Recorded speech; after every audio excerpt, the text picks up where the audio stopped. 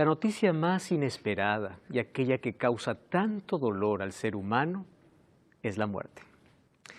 No aceptamos despedir a un ser querido. Nadie está preparado para despedir, pero también nadie está preparado para morir. La muerte causa tanto dolor, abre una herida tan profunda que solo cerrará cuando Cristo regrese. La muerte nos arranca tantas lágrimas. Y en fin, la muerte también es un misterio. ¿Qué sucede cuando una persona muere? Sin embargo, quiero decirte algo. La muerte no es la mayor tragedia en la vida. La mayor tragedia es morir sin Cristo. Bienvenido. Está comenzando tu programa de Biblia Fácil. Y estoy con Biblia en mano para hablar sobre uno de los temas que nos causan dolor, pero sabemos que en algún momento lo vamos a enfrentar. Probablemente esté hablando para alguien que perdió un ser querido hace poco tiempo y aún está en el proceso de duelo que no puede superar. Estás llorando día y noche por esa persona. No has superado, hay un vacío enorme. Hoy queremos traer esperanza a través de la palabra de Dios. ¿Estás preparado? Toma tu Biblia. Vamos a orar juntos y junto a este lindo grupo de personas vamos a estudiar este fascinante tema que es sobre la muerte. ¿Oramos? Querido Dios, queremos colocar nuestra vida en tus manos y queremos pedir que tu Santo Espíritu hoy nos dé consuelo a través de tu palabra, que tus promesas nos fortalezcan, que nuestras lágrimas puedan caer en el lugar correcto, que es a tus pies, cuando tengamos que enfrentar la muerte, el dolor o la despedida de un ser que amamos. Llena de esperanza nuestro corazón, en el nombre de Jesús. Amén. Queridos, hablar de muerte es algo que no nos gusta, ni pensar ni hablar. La muerte es el mayor intruso y el mayor dolor que trajo el pecado. No fuimos creados para morir. Es por eso que nos resistimos a morir. Fuimos creados para la vida. ¿Qué cosa es lo que Jesús enseñó acerca de la muerte? Hay una cosa que es cierta. Queramos o no, un día la vamos a enfrentar. Ya sea nosotros o sea un ser querido. Lo triste y lamentable es que nadie sabe cuándo. Nadie sabe cuándo es su última foto. Nadie sabe cuándo es su última pelea, su última sonrisa. Nadie sabe cuándo es su último buenas noches o su último buenos días. Miles de personas hoy salieron diciendo hasta la noche y hoy nunca más regresarán. Miles de personas hoy se acostarán diciendo hasta mañana y no más despertarán. ¿Por qué nosotros no aceptamos la muerte? Porque no fuimos creados para eso. Eclesiastés 3:11 dice, todo lo hizo hermoso en su tiempo y ha puesto en la eternidad o ha puesto eternidad en el corazón de ellos, sin que alcance el hombre a entender la obra que ha hecho Dios desde el principio hasta el fin. Qué lindo. ¿Sabes por qué nosotros no aceptamos la muerte? Porque en nuestro corazón tenemos el deseo de eternidad. Fuimos creados para la vida, no para morir. Es por eso que los seres humanos nos aferramos a la vida. Cuando creemos o pensamos que nos vamos a morir, nos aferramos a vivir. Por eso es que invertimos todo, gastamos todo por sanarnos, por recuperarnos, porque queremos vivir. Y aun cuando nuestros días sean malos, queremos seguir viviendo. A menos de que haya alguna enfermedad que afecte nuestra mente, ¿verdad? Donde el ser humano desee la muerte. Pero en otras circunstancias, fuimos creados para la vida. Todos hemos visitado un cementerio por alguna razón. Yo visito muchos cementerios, hago algunos funerales. Consolar a la familia no es fácil. Sin embargo, tampoco es fácil ver en un cementerio tanta cruz pensando que tú pudiste haber sido uno de ellos. Cuando yo veo una cruz, al pie de esa cruz no está enterrado solo una persona. Está enterrado sueños, proyectos, el corazón de una familia y sobre todo está enterrado decisiones postergadas. Porque miles de esas personas por un poquito no se salvaron. Porque rechazaron el último mensaje que recibieron. Nadie sabe cuándo es la última oportunidad. Yo siempre digo a las personas, mientras tengamos vida tenemos oportunidad, pero nadie sabe cuándo es la última. Nadie sabe cuándo es el último mensaje, el último llamado, la última vez que el Espíritu llama. Nadie sabe. Por eso la necesidad de poder vivir cada día como si fuese el último día de nuestra vida equivale para tener buena relación con Dios y buena relación con nuestros semejantes. Vive como si hoy fueses a morir. Tenemos el deseo de eternidad en el corazón. La muerte para unos es una coma, mientras que para otros es un punto. De acuerdo a este concepto se vive la vida. Aquel que dice con la muerte se acaba todo, vive como quiera, porque solo tiene una corta vida para vivir. Pero aquel que sabe que la muerte solo es una pausa, porque luego va a resucitar, vive de otra manera. ¿Por qué? Porque sabe que la muerte no es un punto final. La muerte es una pausa, porque un día va a resucitar. De este concepto depende nuestra vida. La muerte también envuelve un misterio, porque la mayor pregunta es ¿qué sucede cuando una persona muere? Los registros más antiguos lo encontramos de los egipcios, con las grandes pirámides egipcias, donde eran enterrados los faraones y la forma que tenían las pirámides y las cosas que enterraban allí demostraba de que ellos ya tenían un concepto sobre la muerte. Por ejemplo, los egipcios creían que cuando uno muere o el faraón moría, el faraón iniciaba un peregrinaje hasta encontrar la inmortalidad y encontrarse con los dioses y convertirse en un dios. Por eso es que para ellos un faraón era el hijo de Dios.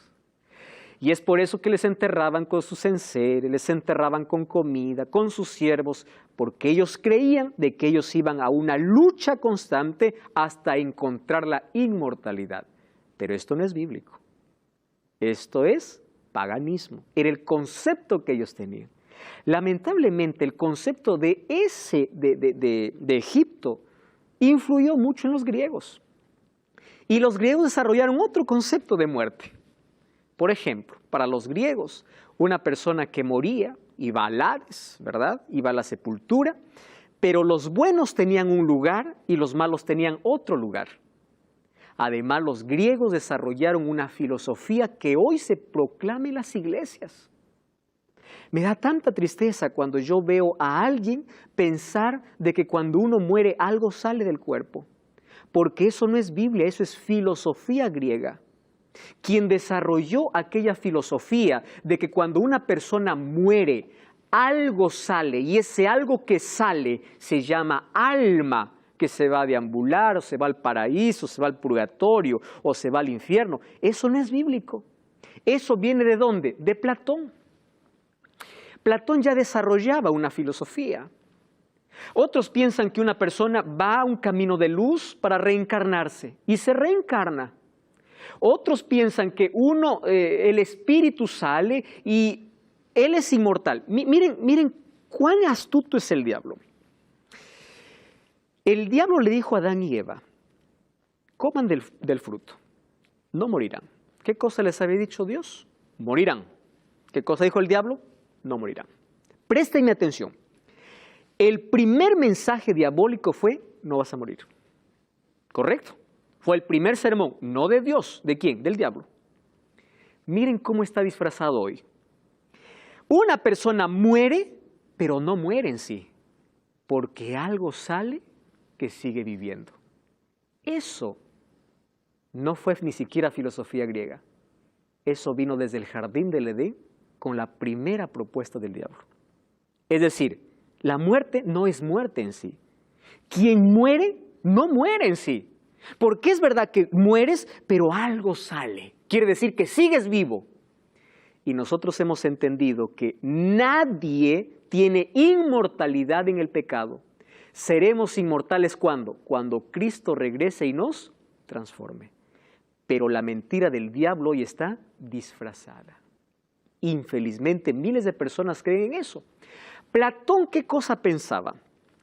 Que el cuerpo es malo y el espíritu es bueno. Interesante la filosofía griega. Y más bien decía que cuando el ser humano muere, el alma o el espíritu sale y el espíritu que es bueno va a un lugar bueno. Y el cuerpo va a la sepultura, a descomponerse. Él decía, el cuerpo es la prisión del alma. Ojo, eso no es Biblia. ¿Qué cosa es? Filosofía. Nosotros sabemos que los griegos influenciaron mucho, especialmente en nuestro mundo occidental. Ahora presten atención. Lamentablemente en muchas iglesias no se predica Biblia sino filosofía griega, por el concepto que se tenga sobre la muerte o qué sucede cuando una persona muere. Ahora, Hollywood con sus películas nos muestra que la inmortalidad es real. ¿Ya vieron ustedes? Incluso sesiones espiritistas están basadas ¿en qué? En que la persona no murió, sino que está en algún lugar. ¿Comprenden? Eso es espiritismo. Y no me digan que el espiritismo forma parte del cristianismo. Pero cuando uno cree que el alma sale, ¿qué cosa está creyendo?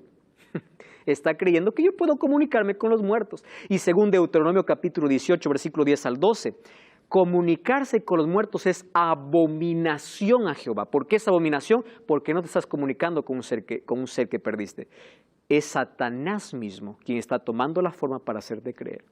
Por eso que hay personas que dicen, no, yo lo vi, hay apariciones, yo escuché su voz y era igualita. ¿Ustedes recuerdan que un día Saúl fue a una pitonisa de Endor, a una bruja, y le dijo, quiero que me hagas venir a Samuel? Y la bruja le dijo, yo veo espíritus que suben. ¿Cómo que suben de la tierra? Y dice, sí, y le dio las características, a él es a quien yo busco. La sesión espiritista ya viene desde muy antes. Es por eso que Dios prohibió a su pueblo y le dijo, ustedes no consultarán a los muertos. Y en su palabra nos dejó claro cuál es el estado de los muertos. Ahora fíjense una cosa. El primer sermón de Satanás fue, no morirás.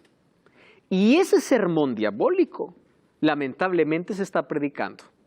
Se cree a través de tradición, a través de filosofía o a través de predicaciones incluso de algunos. No vas a morir. Cuando alguien muere, no muere. Su alma sale. Está en el cielo, mirándonos desde el paraíso, o está en el tormento, está sufriendo. Yo ya visité a una mujer hace años que lloraba y decía, pastor, dígame por favor, ¿dónde está mi hijo? Mi hijo no era bueno, yo tengo pesadillas, mi hijo me dice que está en el infierno. Le digo, ¿de dónde sacas? Eso es lo que sueño. ¿Y de dónde? Tú tienes que creer en un sueño. Tu sueño muchas veces es el reflejo de tu creencia, pero tú tienes que ir a la Biblia y la Biblia te saca de esa esclavitud. Ahora fíjense. Para entender la muerte tenemos que comprender primero la vida. ¿Qué es la vida? Para entender la muerte hay que entender la vida. El libro de Génesis capítulo 2, versículo 7 dice así. Jehová Dios formó al hombre del polvo de la tierra, sopló en su nariz aliento de vida y fue el hombre un alma viviente. Présteme atención acá. La palabra alma viene del hebreo nefesh. ¿Qué cosa es nefesh? Nefesh significa vida, persona, ser vivo. Eso es en el idioma original. Nefesh, vida, persona, un ser vivo. La palabra espíritu es la palabra ruah. Esa es la palabra en hebreo, ruah. ¿Qué significa ruah? Aliento, vida. ¿Correcto? Aliento.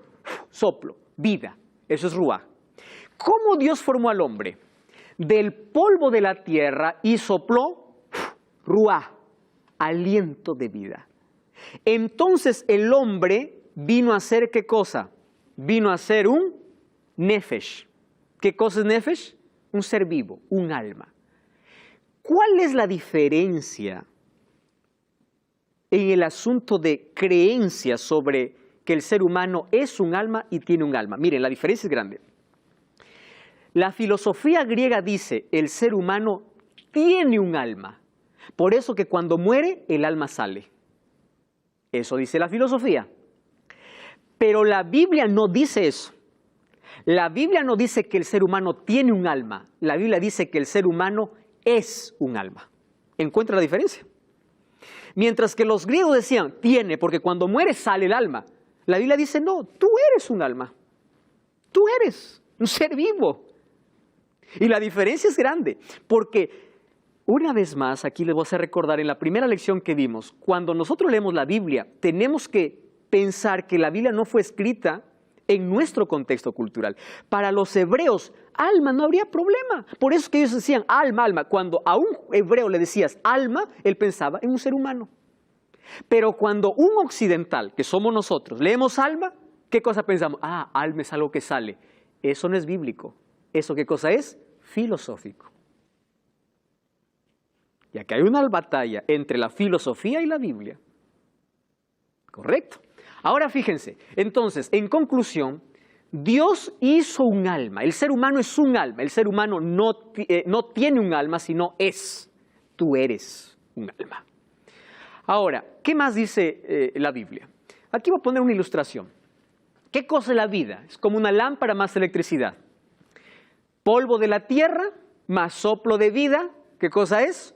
Un alma viviente. Entonces, cuando yo aquí separo, ojo, separo al foco de la electricidad, desaparece la luz. Ahora yo pregunto, ¿a dónde se fue la luz? A ningún lado, desapareció. Se acabó. Pero cuando yo uno soplo de vida más polvo de la tierra, ¿qué cosa aparece? La lámpara, o sería esto, una persona, un alma viviente. Por eso es que la Biblia declara así. La fórmula de la muerte es polvo de la tierra menos el soplo de la vida. Si para que el ser humano venga a la vida, Dios juntó el polvo, hizo un ser humano, sopló en su nariz y fue un alma, cuando una persona muere, el cuerpo ¿a dónde va? A la tierra porque es polvo y el ruah, aliento de vida, vuelve a Dios. ¿Qué cosa quedó? Nada. El cuerpo se hace polvo y el aliento de vida, ¿dónde está eso? Eclesiastés capítulo 12, versículo 7. Vamos a la Biblia. Miren, la Biblia es tan clara. Eclesiastés capítulo 12, versículo 7. 12:7. Dice así. Antes que el polvo vuelva a la tierra como era, y el espíritu vuelva a Dios que lo dio. Está hablando de la muerte. El capítulo 12 de Eclesiastés dice, acuérdate de tu Creador cuando eres joven, le dice. Y termina el texto diciendo, antes que el polvo vuelva a la tierra y el espíritu vuelva a Dios. ¿De qué está hablando? De la muerte. Entonces, cuando uno muere, ¿qué sale? No sale nada. No hay nada deambulando. El cuerpo se descompone y se hace polvo hasta el día de la resurrección, cuando Dios una vez más dé el soplo de vida para que todos los muertos puedan resucitar. Sí, Wilfrido. El espíritu que vuelve a Dios, que pertenece a Dios obviamente, pero, o sea, que yo soy espíritu, o sea... No, el espíritu es la vida que tienes. Porque nosotros tenemos un cuerpo por el cual somos formados y el espíritu es el respirar, es el aliento de vida que le pertenece a Dios. Espíritu en la Biblia también menciona la parte interna del hombre, emociones, sentimientos, es la vida en sí, la vida misma. A eso se refiere espíritu, que cuando el hombre muere, eso termina hasta el día de la resurrección, porque eso regresa a Dios. El sentido de regresar a Dios es porque Dios es el autor de la vida. ¿Correcto? Muy bien. Yo aquí coloqué una caja. ¿Ya? Esta caja tiene dos cosas. Uno, 4 tablas y aquí para unir clavos. ¿Correcto? Entonces, si yo junto 4 maderas, 4 tablas y los uno con el clavo, ¿qué cosa forma? Una caja. Un día yo no quiero caja. Agarro el martillo, saco los clavos. Al sacar los clavos a un lado y la madera a otro lado, ¿dónde se fue la caja? No existe. Ya no es más caja. Al unir las tablas con los clavos, ¿en qué se convierte? En caja. Al separar los clavos de las tablas, ya no hay caja. Ese es el ser humano. Soplo de vida, cuerpo, polvo de la tierra. Ese es el concepto bíblico sobre la muerte. Por eso tenemos que leer la Biblia no con el concepto filosófico o concepto griego, sino con el concepto bíblico. Según la Biblia, miren, el ser humano es mortal o inmortal. Ezequiel 18:4 y el versículo 20. Maribel, por favor, puedes leer. He aquí que todas las almas son mías, como el alma del Padre, así el alma del Hijo es mía. El alma que pecaré, esa morirá. Muy bien. Puede leer el versículo 20. El alma que pecare, esa morirá. El Hijo no llevará el pecado del Padre, ni el Padre llevará el pecado del Hijo. La justicia del justo será sobre él, y la impiedad del impío será sobre él. Gracias, Maribel, allí por leer el texto. Dios está dando una advertencia clara. Nadie va a llevar la culpa del otro ni la iniquidad del otro. Pero también dice, el alma o la persona que pecare, esa morirá. ¿Qué cosa decía Satanás? No morirás.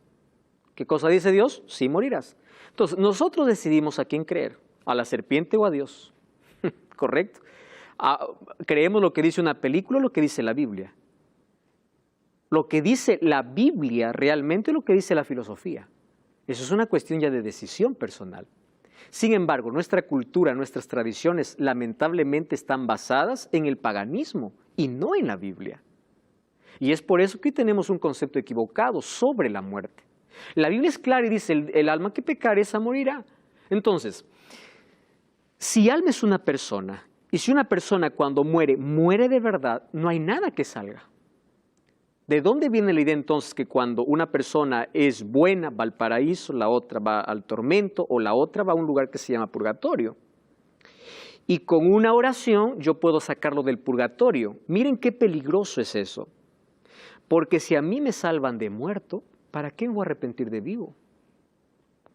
Y la salvación no es un asunto de que alguien me salve o la salvación no es un asunto de que yo me salvo por la oración de alguien. Yo me salvo por mi elección, porque yo acepto a Jesús. ¿Correcto? Entonces, cuando nosotros aceptamos la filosofía, abrimos la puerta para el espiritismo, comunicación con los muertos, para pensar en tantas otras cosas que no tienen un fundamento bíblico. ¿Cuándo los salvos recibirán el don de la inmortalidad? Esto ya leímos en el capítulo anterior. 1 Corintios 15 dice, cuando se toque la trompeta, los muertos serán resucitados incorruptibles y nosotros seremos transformados. Es decir, incorruptible significa sin defecto, perfecto, correcto, van a resucitar. Y allí dice, cuando esto corruptible sea vestido de incorruptible y esto mortal se vista ¿de qué? De inmortalidad. Quiere decir que antes de la venida de Cristo no existe inmortalidad. La inmortalidad aparece cuando Cristo regrese en el momento de la transformación o glorificación como nosotros hemos hablado. Allí recién lo mortal se vuelve inmortal. Ahora, si recién se vuelve inmortal cuando Cristo viene, entonces ¿de dónde nace la idea de que algo sale y continúa viviendo? Tenemos que tener mucho cuidado aquí con eso. Además, si las personas que mueren van al cielo como recompensa, ¿dónde queda el texto que Jesús recién viene a recompensar? O si ellas ya están en el cielo, ¿a quién va a venir a resucitar? No tiene lógica, no tiene sentido alguno. Ahora fíjense, y de allí viene la promesa, ¿verdad? Y cuando este corruptible o esto corruptible se haya vestido de incorrupción, esto mortal se haya vestido de inmortalidad, se cumplirá la palabra que está escrita, sorbida es la muerte en victoria. Maravilloso. Ahora, ¿qué sucede después de la muerte? Ahora sí, ¿a qué comparó Jesús la muerte de Lázaro? Todos conocemos la historia de Lázaro. Amigo de Jesús, para darnos cuenta que los amigos de Jesús también pasamos por dolor. Vamos al libro de Juan capítulo 11, todos en Juan, capítulo 11. Vamos a descubrir una verdad aquí extraordinaria. Le dan aviso a Jesús que su amigo está enfermo y él a propósito no va. Y va después que Lázaro está 4 días en la sepultura. Ojo, no es que murió, probablemente esté medio vivo, no, 4 días está ¿dónde? En la sepultura. Cuando ve la hermana de Lázaro, a Jesús le hace un reclamo y le dice, si tú hubieses estado aquí, mi hermano no hubiese muerto. Vamos a leer entonces, miren, 11, el versículo 24. Versículo 23, ¿está bien? Dice así, Jesús le dijo, tu hermano resucitará. ¿Quién está diciendo? Jesús. Y Marta le dijo, yo sé que resucitará. ¿Cuándo? En la resurrección, en el día final. ¿Se dan cuenta? ¿Qué dice la Biblia? No le está diciendo, Señor, mi hermano, déjalo, está en la gloria, porque como era tu amigo ya se fue al paraíso. No, va a resucitar. Él no ha ido a ningún lado, Él está en la sepultura y va a resucitar, ¿cuándo? En el día final. Y Jesús le responde, yo soy la resurrección y la vida. El que cree en mí, aunque esté muerto, vivirá. Porque Jesús, inmediatamente después, ¿qué cosa iba a hacer? Un milagro.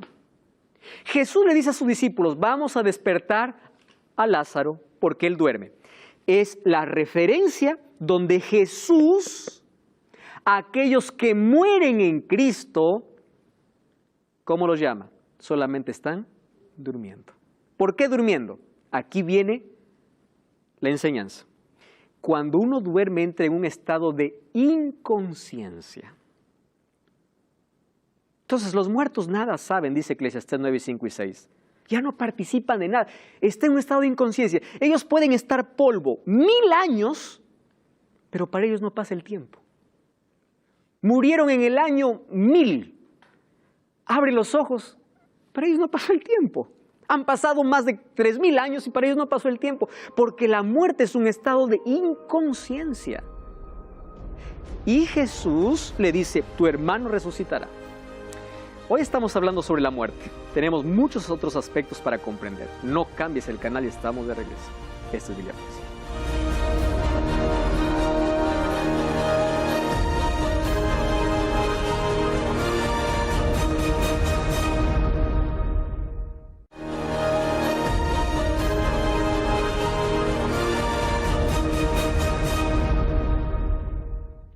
Estamos de regreso, esto es Biblia Fácil. Tú sabes que puedes solicitar totalmente gratis este curso bíblico Enseñanzas de Jesús. Todo lo que tienes que hacer es ahora mismo enviarnos un WhatsApp al más 5512 98 100 14 60. Escríbenos ahora. Si vives en Sudamérica recibirás el curso en formato físico, fuera de Sudamérica en formato digital, pero disfruta de estas fascinantes enseñanzas de Jesús. Estamos hablando acerca de la muerte y un hecho particular que ocurrió en el ministerio de Cristo y se considera el mayor milagro que Jesús hizo, la resurrección de Lázaro. Nadie podía negar su muerte, 4 días en la sepultura. Ahora fíjense una cosa, cuando Jesús va, le dice, o dice a sus discípulos, nuestro amigo Lázaro duerme, voy para despertarlo, sus discípulos les dice, Señor, deja que despierte, pero Jesús decía esto de la muerte y ellos pensaron de que hablaba de reposar del sueño. Les estaba diciendo que cuando la muerte es comparada a un sueño, es porque está hablando que un sueño, cuando uno está durmiendo, entra en un estado de inconsciencia. Uno duerme 10 de la noche, despierta 5 de la mañana, parece que el tiempo no pasó, obviamente. Así es la muerte. Entonces, Jesús dice, es como un sueño, Él está durmiendo, está inconsciente. Entonces, no da la idea de que, se fue a disfrutar, está atormentado, está en el purgatorio, está haciendo... No, está en un estado de inconsciencia. Además, Marta le dice, yo sé que mi hermano resucitará. No le está diciendo, mi hermano ya está en el paraíso disfrutando. ¿Correcto? Vamos a ver algunas otras cosas. Miren, otra cosa. Lázaro cuando salió, él no contó, mire Señor, estuve en el paraíso. Nadie. Él venía de la muerte. Otra cosa. Cuando Jesús llama a Lázaro, ¿saben qué cosa le dice? Lázaro, sal. Ojo. No le dice Lázaro, baja. No le dice Lázaro, sube. ¿Qué le dice? Sal. ¿Entiende lo que Jesús está diciendo? Porque si Lázaro hubiese estado en otro lugar, ya disfrutando en el paraíso, Lázaro baja, hubiese dicho Jesús, sal.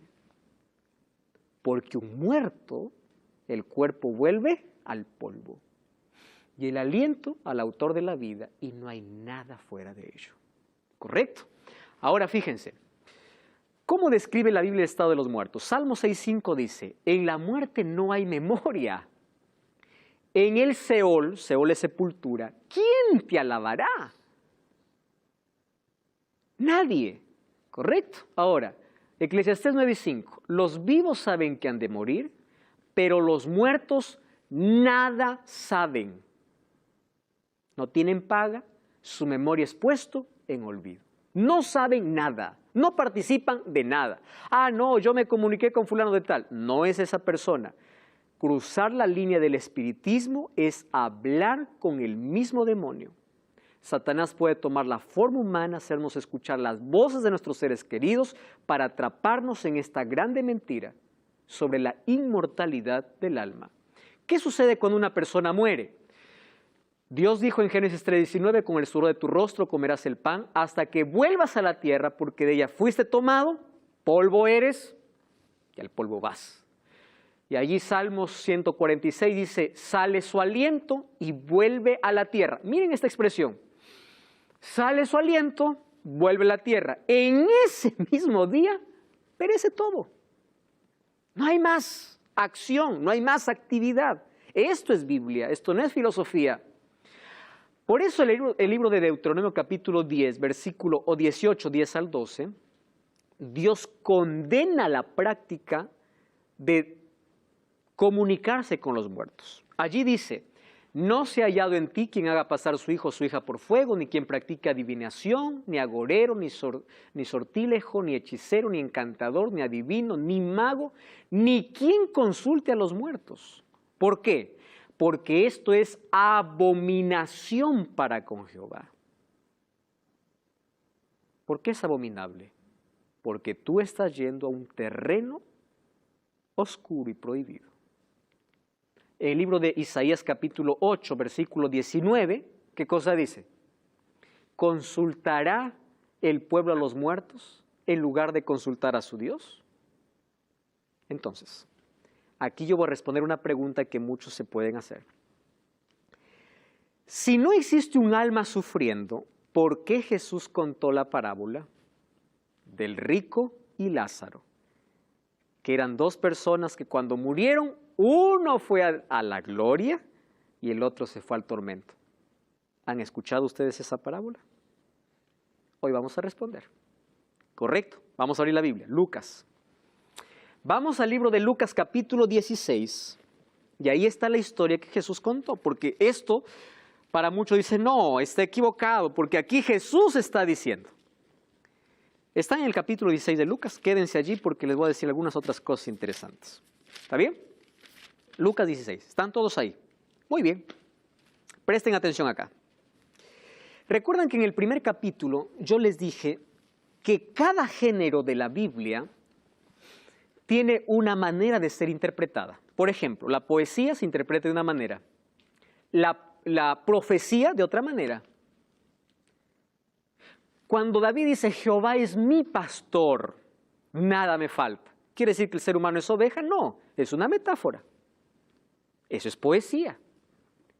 Pero cuando en Apocalipsis dice, el león de la tribu de Judá vino para vencer, eso es profecía.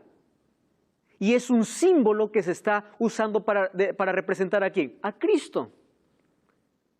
Nosotros tenemos que ver qué parte de la Biblia estamos tocando. Cuando es una epístola, por ejemplo, el apóstol Pablo, algunas veces parece que él está atacando la ley, pero cuando leemos toda la carta, él no está atacando la ley, está atacando el legalismo. La salvación no es por la ley, sino por la gracia.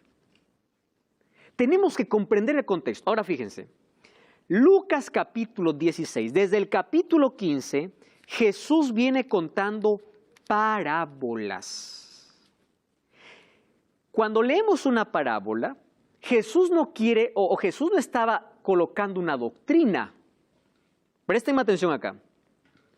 ¿Qué estoy diciendo con esto? Por ejemplo, cuando Jesús contó la parábola del buen sembrador, ¿cuál era la intención de Jesús? Ver que no todos son receptivos de la misma manera a la palabra de Dios. Pero si alguien dice, aquí Jesús contó que las aves vino y lo comieron, entonces yo voy a hacer mi teología. ¿Qué significan aves? ¿Cuántas aves eran? ¿Para qué te vas a detener? El propósito de la parábola no era ver cuántos animales comieron la semilla, sino era que algunos corazones no son receptivos a la palabra. Además, en las parábolas de Jesús, escúcheme aquí, Jesús contó parte de la vida cotidiana con elementos reales y también contó parábolas, ojo, con elementos ficticios. ¿Quieren para hacerles un ejemplo? La parábola de aquel rey que invitó para las bodas de su hijo. ¿Eso era real? No, era una historia. ¿Qué ser humano puede rechazar la invitación de un rey? Díganme. ¿Quién puede rechazar? Pero Jesús contó una parábola usando un elemento ficticio para enseñar una lección, que Él es el rey y Él siendo el rey, el ser humano se atreve ¿a qué? A rechazar la invitación. Comprenden que una parábola solo tiene lecciones, no doctrinas. Comprensible hasta ahí. Capítulo 15, parábola, oveja perdida, moneda perdida, el hijo pródigo. Capítulo 16, mayordomo infiel. En el capítulo 16, allí encontramos entonces la parábola del rico y Lázaro. ¿Correcto? Vamos a ver algunos detalles. Miren, ve. Si nosotros tomamos esta parábola con detalles literales, vamos a caer en serios problemas. Y hoy vamos a descubrir por qué es que Jesús no está tratando del estado de los muertos, sino quiere dar una lección a su pueblo. Número 1. Si nosotros decimos que la parábola del rico y Lázaro es literal, también tenemos que decir que la parábola del mayordomo infiel es literal. Parábolas son historias que traen una lección. Número 2. Jesús dice en Mateo 5:17, no he venido para anular la ley de los profetas. ¿Qué cosa es la ley? Los 5 primeros libros de la Biblia, el Pentateuco. ¿Qué cosas son los profetas? Los profetas del Antiguo Testamento. Si Jesús hubiese enseñado que hay vida después de la muerte, entonces estaría anulando la ley y los profetas. ¿Comprende? Y ya les dije que en el pensamiento hebreo, alma no es lo que en el pensamiento occidental se cree. Número 3. Dice, miren lo que dice, vamos al capítulo 19, capítulo 16, versículo 19. Había un hombre rico que se vestía de púrpura y lino, hacía cada día banquete con esplendidez. Había un mendigo llamado Lázaro, estaba echado en la puerta de aquel, estaba lleno de llagas, ansiaba saciarse de migajas que caían de la mesa del rico. Los perros venían y le lamían las llagas. Ojo, ya da para ver que esto es irreal. ¿Correcto? Otra cosa. Murió el mendigo y fue llevado por los ángeles al seno de Abraham, y murió también el rico y fue sepultado. En el Hades alzó sus ojos, estando en tormentos, y vio de lejos a Abraham y a Lázaro en su seno. Gritando le dijo, Padre Abraham, ten misericordia de mí, envía a Lázaro que moje la punta de su dedo en agua y refresque mi lengua, porque estoy atormentado. Pero Abraham le dijo, hijo, acuérdate que recibiste bienes en tu vida y Lázaro males. Ahora él está consolado aquí y tú atormentado. Además, todo esto, hay una gran cima entre nosotros, de manera que los que quieren pasar aquí no pueden y los que quieren ir para allá tampoco pueden. Entonces le dijo, te ruego que le envíes a la casa de mi padre. Tengo 5 hermanos para que les testifique a fin de que no vengan a este lugar de tormento. Abraham le dijo, a Moisés y a los profetas tienen que le oigan a ellos. Entonces dijo, no, padre Abraham, pero si alguno de los muertos va a ellos, se arrepentirán. Pero Abraham le dijo, si no oyen a Moisés y a los profetas, tampoco persuadirán, aunque se levante uno de los muertos. Por ahí está la lección, pero luego les explico. Comprendimos la historia. ¿Qué sucede? Miren, vamos a ver detalles. ¿Por qué supuestamente, si nosotros lo tomamos literal, vamos a encontrar varios problemas aquí? Primer problema, el pobre se fue al cielo, no porque se arrepintió, sino porque lo pasó mal en la tierra. Así dice. Entonces significa que aquellos que lo pasan recontra mal, ya están salvos. Y aquellos que le pasan bien en la tierra, ya están perdidos. ¿Eso es un concepto bíblico? No. ¿Se dan cuenta que la parábola no tiene esa lección? Número 2.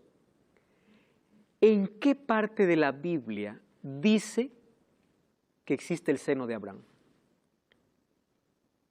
No hay. Cuando vamos a Hebreos capítulo 11, encontramos a Abraham como padre de la fe en la lista de héroes de la fe, dice que todos ellos murieron sin haber recibido su recompensa. Quiere decir que no hay nadie en el seno de Abraham, porque incluso Abraham está descansando en su tumba. Hebreos capítulo 11, versículo 39. ¿Correcto? Porque dice que estaba en el seno de Abraham. Otra cosa, cuando dice que ambos se miraban, porque el rico le miraba al pobre que disfrutaba y el pobre miraba cómo el rico sufría. Eso quiere decir, ojo, si lo tomamos literal, quiere decir que en la eternidad vamos a estar mirando cómo sufren nuestros parientes. Eso sería una eternidad maravillosa. Y lógico. Porque dice, uno miraba al otro. Otra cosa que tenemos que tomar en cuenta. Si supuestamente cuando uno muere, el alma sale, ojo, estoy diciendo supuestamente, el alma no es el cuerpo, ¿verdad? Porque para algunos piensan, el alma es algo que, bueno, no tiene alguna cosa, pero el cuerpo está en la tierra, el alma sale. ¿Por qué aquí en la historia el alma tenía lengua? Tú no estás hablando de alma. ¿Están comprendiendo? Entonces, Jesús no está colocando aquí la doctrina del estado de los muertos. Esta es una parábola, ¿correcto? Además dice que la recompensa lo va a dar cuando Cristo venga. ¿Eso no dice la Biblia? Correcto. Otra cosa. ¿Qué cosa es lo que Jesús quiso enseñar? Cuando uno muere, el destino está definido. Nadie puede pasar de un lado para otro. Nadie te salva de muerto. Número 2. Aquel mendigo pobre que murió y aquel rico Lázaro que consideraba padre a Abraham, ¿saben a quién representaba? A la nación judía. Ellos tenían como padre ¿a quién? A Abraham. Y ellos creían que ya están salvos porque tienen tantas bendiciones, porque tienen como padre a Abraham. Pero ellos menospreciaban a los gentiles. Los gentiles aquí representarían los mendigos. Pero sucede que en el día final dice que más bien los mendigos, o sea, los gentiles aceptaron a Jesús y más bien aquellos que tenían tanto privilegio se perdieron. Otra cosa, allí le pide, por favor, anda a mi familia, diles que por favor se arrepientan. Présteme atención aquí. Jesús lo que está diciendo es así. ¿Ustedes qué quieren? ¿Que alguien de los muertos resucite? Si ni siquiera a mí me escuchan. ¿Comprenden las lecciones que está dando para quiénes? Para el pueblo. Además, allí cuando Jesús dice, tienen a las Escrituras, y si no escuchan a las Escrituras, entonces tampoco irán si alguien se levanta de los muertos. Otro puede decir, pastor, ¿y por qué Jesús le dijo al ladrón, hoy estarás conmigo en el paraíso? ¿Recuerdan? Hay otro que dice, entonces el ladrón está en el paraíso. Espera un momento. El ladrón no está en el paraíso. ¿Por qué razón? Jesús le prometió, de cierto te digo hoy, estarás. ¿En qué tiempo está? Conmigo en el paraíso. Cuando vamos a Juan capítulo 20, dice que Jesús resucitó y una mujer llamada María quiso abrazarlo y le dijo, no me toques. ¿Por qué le dijo no me toques? Porque todavía no he subido. Entonces, si el ladrón se fue ese mismo día, que el ladrón se fue solo y Jesús se quedó. Jesús hizo la promesa ese día, que Él estaría por la eternidad. Ahora, ¿por qué Jesús contó esa historia? Porque ya había una historia rabínica que se llamaba el hijo de Mayán. Es decir, para los que estaban escuchando, esta era una historia conocida, muy conocida. Jesús solamente adaptó aquella historia que ya circulaba entre ellos y le puso un diálogo. Allí los rabinos contaban, allí de que un rico murió y todo el pueblo se fue a su velorio. Y un pobre murió y nadie se fue. Y ahí los discípulos decían, ay, pobrecito, decía. El rico hasta cuando muere tiene bendiciones y el pobre hasta cuando muere está en maldiciones. Y el rabino, ¿qué cosa decía? No, pero resulta que aquel que no era apreciado por el pueblo un día está en el paraíso y el otro está sufriendo. De esa historia que era conocida, y de paso, esa lo heredaron de los egipcios, solamente los judíos lo adaptaron, de allí tomó Jesús para enseñar otras lecciones espirituales.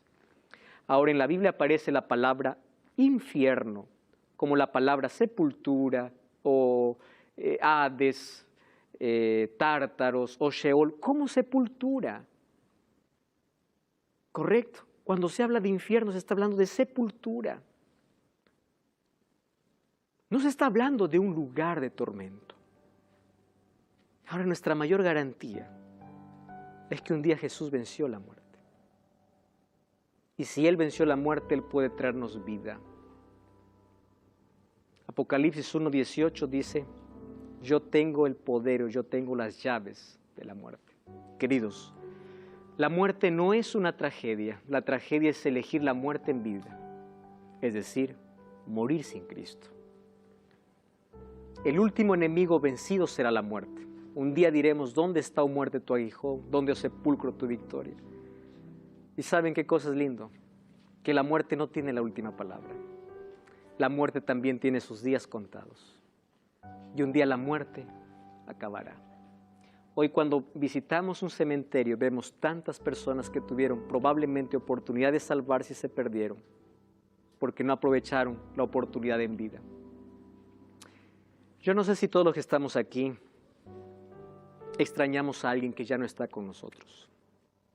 Hace un par de años, cuando yo estaba grabando Biblia Fácil, mi padre estaba en agonía. Cuando yo terminé de grabar la temporada, mi padre falleció. Yo no tuve oportunidad para despedirme de mi padre. No lo tuve.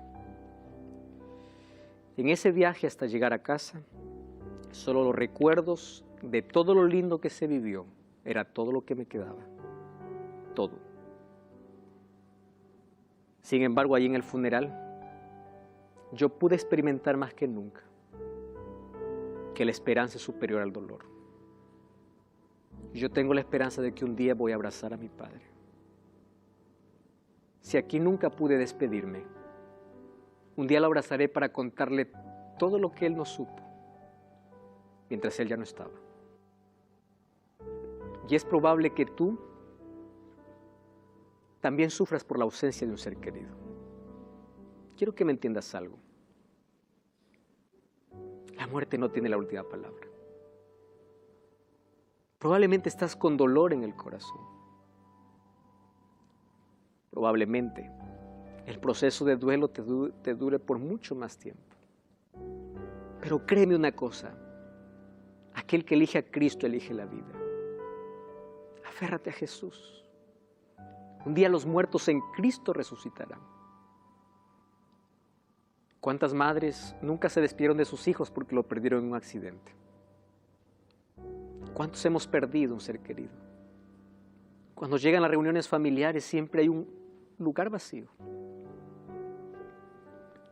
Y ese lugar vacío le pertenece a alguien que ya no está con nosotros. Nuestra mayor esperanza está que cuando Cristo regrese, un día esa persona va a resucitar. Y no importa si hoy tus lágrimas aquí son derramadas porque perdiste un ser querido. Si quieres llorar porque estamos en un mundo de sufrimiento, hazlo. Pero vas a recibir consuelo siempre de parte de Dios. Llora en los brazos de Jesús. Coloca tu dolor en las manos de Jesús y Él te abrazará. Voy a invitar al cuarteto Arautos do Rei para cantar. A cantar una linda música sobre cómo las lágrimas forman parte de nuestra vida. Sin embargo, en medio de nuestro dolor, encontramos la mayor fortaleza de la vida, porque la mayor esperanza es Cristo. Coloca tu dolor en las manos de Dios. Déjate abrazar por sus promesas. Recuerda que la muerte no es el fin, es apenas una pausa, porque pronto vendrá y los seres queridos resucitarán. Piensa en eso.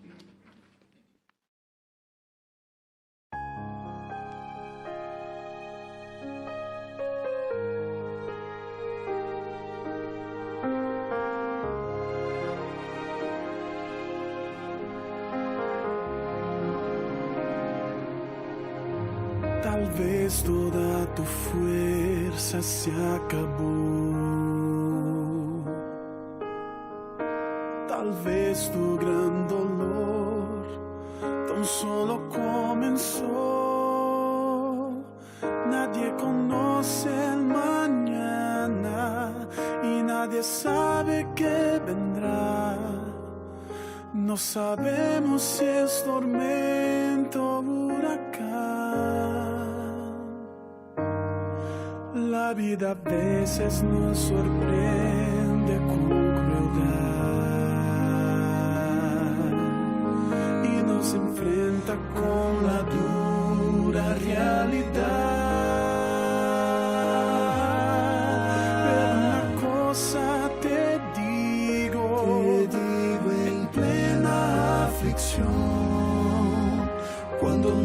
soportes más desilusión.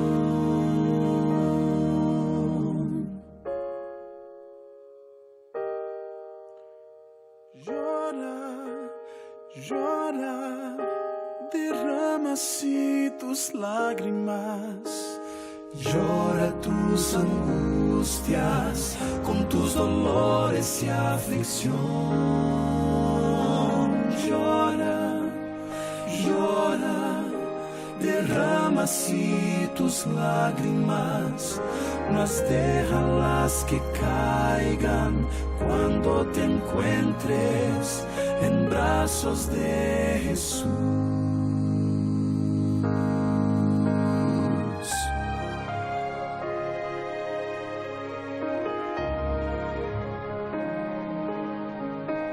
Aquel acostumbrado a perder, luchando sin cesar y sin poder vencer, aún existe esperanza, pues todo va a terminar. Por la fe espera solo un poco más, pues un milagro pronto puede suceder. Para aquellos que lo pueden comprender, que existe un Dios soberano para cada situación. Ven y descansa en ese Dios que todo ve. Llora, llora, derrama así tus lágrimas. Llora tus angustias con tus dolores y aflicción.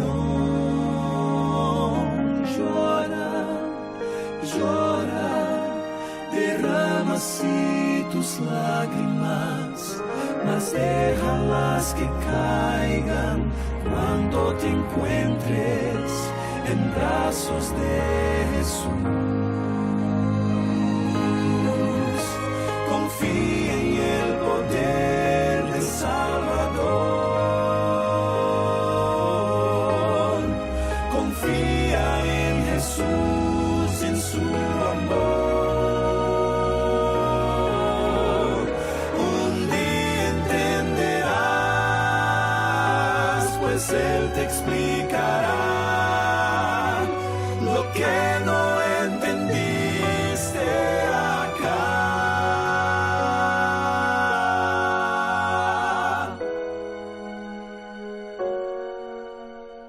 Llora, llora, derrama así tus lágrimas, mas déjalas que caigan, aunque ya sean muchas y crezcan como un río, mas déjalas que caigan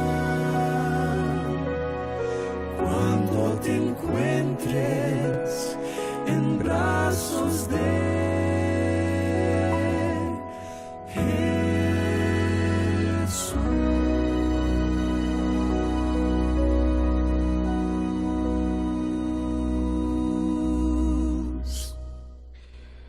Si hoy las lágrimas forman parte de tu experiencia, tienes derecho a llorar. Las lágrimas limpian, nos ayudan un poco a aliviar aquel dolor que no podemos expresarlo de otra manera. Pero llora en el lugar correcto. Corre a Jesús. Él te dará esperanza, te dará consuelo. La muerte no tiene la palabra final. La muerte tampoco es un punto final. Es apenas una pausa. Por eso acepta a Cristo, entrega tu vida a Cristo, porque cuando llega la muerte, el destino también está decidido según las decisiones que hayamos tomado en vida. Tragedia no es morir. Tragedia es vivir sin Cristo y morirse en Él. ¿Quieres entregarte a Cristo? Acéptalo hoy en tu vida. Deja que Él cure tus heridas. Oramos. Querido Dios, abrázanos hoy. Cura nuestro dolor. Gracias porque tu palabra nos muestra tu verdad. Y hoy nosotros sabemos sobre el estado de los muertos, mas sabemos que la muerte nos causa tanto dolor. Queremos ser abrazados por ti, consolados por ti. Queremos que la esperanza pueda brillar en los momentos más oscuros de nuestra vida. Toma nuestro corazón, seca nuestras lágrimas y permite que un día podamos nuevamente abrazar a nuestros seres queridos que la muerte nos arrancó. Ayúdanos a prepararnos cada día para ese encuentro, en el nombre de Jesús. Amén.